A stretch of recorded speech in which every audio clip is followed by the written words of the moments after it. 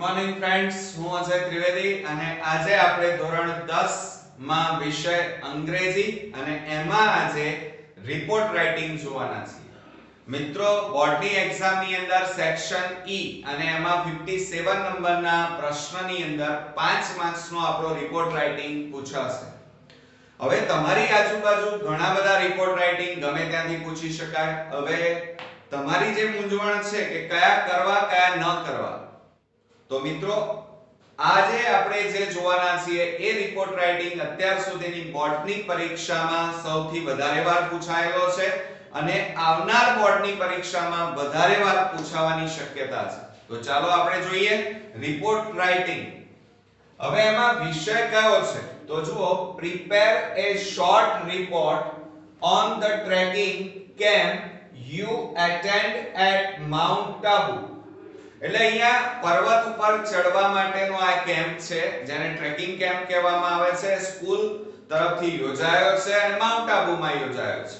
સાથે સાથે during the Diwali vacation, એટલે કે દિવાળીની રજાઓમાં આ કેમ્પ સ્કૂલ દ્વારા યોજાયો છે. You may use the following points, એટલે કે નીચે જે પોઈન્ટ આપેલા છે એ પોઈન્ટને તમે મુદ્દાઓ જેને કહેવાય એને તમે અનુસરો. તો ચાલો શરૂ કરીએ આપણે. હવે સાથે સાથે તમારી જે કોમેન્ટ હતી નીચે કે સર અમને અંગ્રેજી વિષયની અંદર જે પેરેગ્રાફ રાઇટિંગ, ઈમેલ રાઇટિંગ અથવા તો આ રિપોર્ટ રાઇટિંગ તૈયાર કરવામાં બહુ જ સમય બગડી રહ્યો છે અને એનું ગુજરાતી ટ્રાન્સલેશન પણ અમને ઘણીવાર આવડતું નથી. તો ચિંતા નહીં કરો, મેં અહીંયા દરેક વાક્યની નીચે એનું ગુજરાતી ટ્રાન્સલેશન લખીને તમારી સુધી પહોંચાડી રહ્યો છું, એટલે તમને દરેક અંગ્રેજીના વાક્યનું ગુજરાતી ટ્રાન્સલેશન પણ ખબર પડી જાય. તો જોઈએ આપણે ડ્યુરિંગ ધ દિવાળી વેકેશન, એટલે કે દિવાળીની રજાઓ દરમિયાન the trekking camp was held at mount Abu by our school.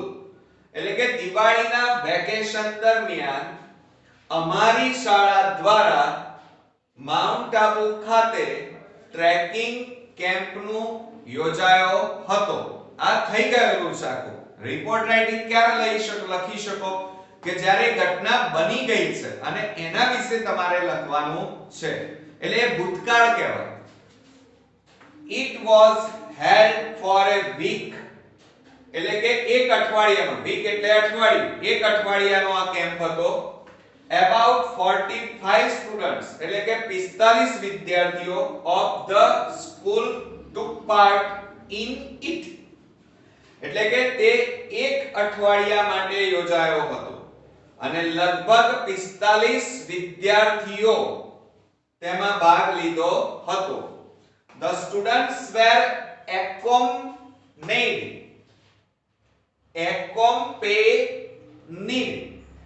by 3 teachers, એટલે કે એમાં 3 શિક્ષકો વિદ્યાર્થીઓની સાથે જોડાયા હતા. Accompanied એટલે જોડાવું.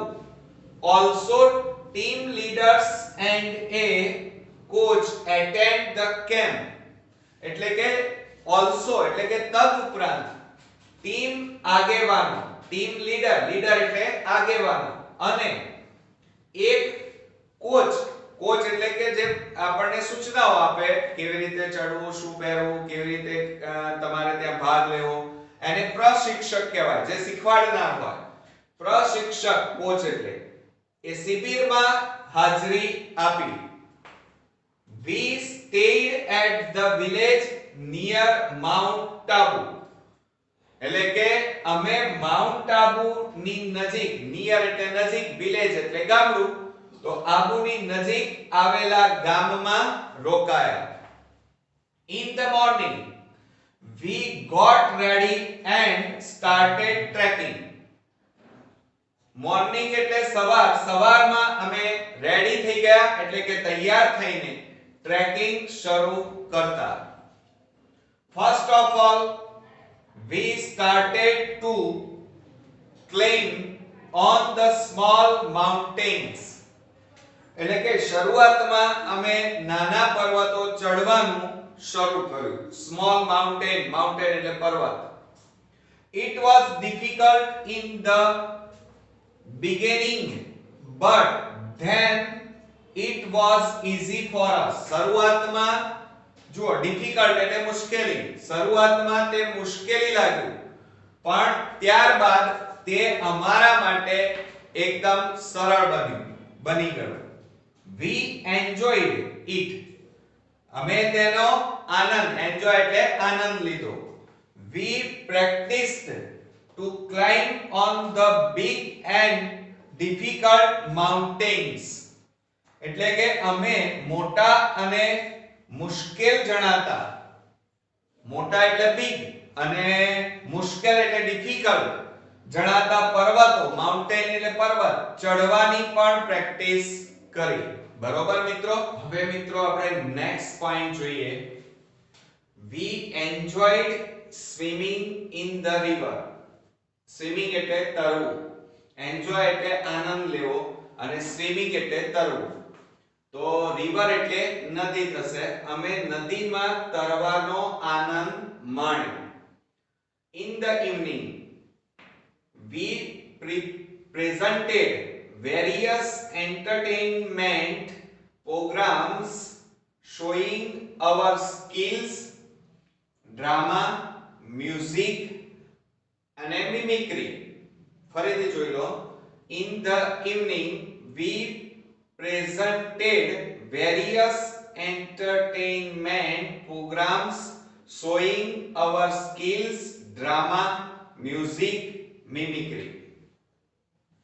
તો મિત્રો એમાં ઇવનિંગ એટલે સાંજ. સાંજે અમે જુદા જુદા મનોરંજન, એન્ટરટેનમેન્ટ એટલે મનોરંજન, પ્રોગ્રામ એટલે કાર્યક્રમો દર્શાવ્યા. અમારી જો અહીંયા શું કહે છે? ડ્રામા. ડ્રામા એટલે નાટક, મ્યુઝિક એટલે સંગીત અને મિમિક્રી એટલે અનુકરણ, કોપી કરવી, અનુકરણને લગતી કળાઓ દર્શાવી. It was a successful એટલે કે સફળ camp. We never forget this camp. તે એક સફળ શિબિર હતી. અમે ક્યારે આ શિબિર ભૂલીશું નહીં. ધ્યાન રાખો. શું કહે છે? It was a successful camp. તે એક સફળ શિબિર હતી. camp એટલે શિબિર. We never forget this camp. અમે ક્યારે આ શિબિર ભૂલીશું નહીં. તો આ હતો મિત્રો આપણો રિપોર્ટ રાઇટિંગ. હવે એમની અંદર આવતા જે ઓકવર્ડ, ડિફિકલ્ટ જે વર્ડ્સ છે, સ્પેલિંગો છે, એનું ગુજરાતી જરા જોઈએ. કે ડ્યુરિંગ એટલે દરમિયાન થાય. સ્કાઉટ કેમ્પ એટલે બાળવીરોની શિબિર. વી એટલે કે વોઝ હેલ્ડ એટલે કે યોજાઈ. ટુ એકોમ્પની એટલે કે સાથ આપવો, કંપની આપવી એટલે સાથ આપવો. લીડર્સ એટલે આગેવાનો. ગાઈડ્સ એટલે માર્ગદર્શકો. ટુ એટેન્ડ એટલે હાજરી આપવી. એક્ટિવિટી, એક્ટિવિટી એટલે પ્રવૃત્તિ. ઇન્ફોર્મ એટલે માહિતી આપવી. હાઇજીન એટલે આરોગ્યશાસ્ત્ર. એજ્યુકેટ એટલે શિક્ષણ આપવું અને પ્રેઝન્ટ એટલે રજૂ કરવું. વેરિયસ, વેરિયસ એટલે વિવિધ. એન્ટરટેનમેન્ટ એટલે મનોરંજન. સ્કિલ એટલે કળા. હેલ્ધી એટલે આરોગ્યપ્રદ અને ટ્રેડિશનલ એટલે પરંપરાગત. અને લાસ્ટમાં જોઈએ તો રોક ક્લાઇમ્બિંગ એટલે કે દોરડા પર ચડવું તે. બરોબર મિત્રો?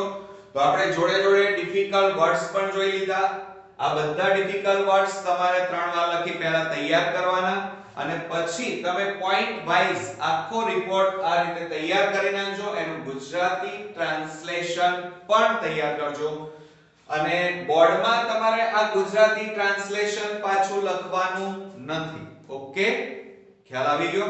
અને આ બધા પોઈન્ટ તમારે ભેગા કરી દેવાના તૈયાર થઈ જાય એટલે તમારો ફકરો રિપોર્ટ રાઇટિંગ. ખ્યાલ આવી ગયો? તો તો મને હવે ખાતરી છે કે તમને આવડી ગયું હશે અને મારી મેથડ તમને ખૂબ જ ઈઝી પડતી હશે. તમે કોમેન્ટમાં લખવાનું પણ રાખજો. બરોબર મિત્રો. અને આ પહેલાના રિપોર્ટ રાઇટિંગ, ઈમેલ સાથે સાથે એસે ના જો વિડિયો તમે ન જોયા હોય તો તૈયાર કરી નાખજો અને જોઈ પણ લેજો, જેથી કરીને બોર્ડની એક્ઝામમાં તમે અંગ્રેજીમાં 80 માંથી 80 સ્કોરિંગ કરી શકો. બરોબર મિત્રો. તો નેક્સ્ટ વિડિયોમાં પાછા બીજા એક મોસ્ટ ઇમ્પોર્ટન્ટ રિપોર્ટ રાઇટિંગ સાથે ફરી મળીએ છીએ. ત્યાં સુધી ગુડ નાઇટ મિત્રો.